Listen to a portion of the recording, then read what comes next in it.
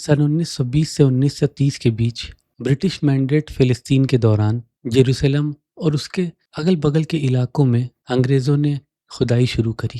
William F آلبرائٹ اور پھر بعد میں یگیل یادین، ان کے جیسے کچھ اسکالرس اینشنٹ سیلز اور انسکرپشن اسٹڈی کرتے تھے۔ انہیں وہاں کئی الگ الگ نقش ملے، ان میں کچھ جیومیٹرک سمبلز ہوتے تھے جنہیں بعد میں سولومونک سمبل کہا جانے لگا، یعنی کہ سلیمانی تعویذ۔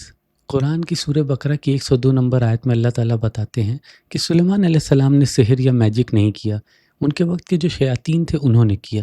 اس لیے عقیدہ صاف ہے کہ سلیمان علیہ السلام کے دور میں جن کتابوں کا استعمال ہو رہا تھا جادو کرنے کے لیے، وہ انہوں نے شیاطین سے بچانے کے لیے اپنے تخت کے نیچے چھپا دی، اور بعد میں جب فلسطین پہ قبضہ کیا گیا تو انہیں ڈھونڈ کر کے نکالا گیا تاکہ ان سے کام لیا جا سکے۔ اور سلیمان علیہ السلام کے بارے میں تو بات سچ یہی ہے کہ انہیں قوت دی تھی اللہ نے تمام چیزوں پہ حکومت کرنے کی، چاہے انگوٹھی کے ذریعے ہو یا پھر بنا کسی ذرائع کے۔ لیکن پھر 20ویں صدی جرمنی میں ہینرک ہائملر، جو کہ ایس کا ہیڈ تھا، وہ ایک ایسا آدمی تھا جو صرف پولیٹیکل پاور نہیں بلکہ اکلٹ نالج میں بھی انٹرسٹ رکھتا تھا۔ اس نے اہننرب سوسائٹی کے نام سے ایک آرگنائزیشن بنائی جس کا کام ہی تھا اینشنٹ نالج اور پرانے لاسٹ آرٹیفیکٹس ڈھونڈنا، جیسے کہ تابوت سکینہ یا پھر سلیمان علیہ السلام کی انگوٹھی۔ کہا جاتا ہے کہ انہوں نے 13,000 ایسی کتابیں ڈھونڈی جن میں قبالہ، جادو یا پھر سلیمانی نقش شامل تھے۔ اور جو ہم نے بات کری ٹرکی 2017 کی،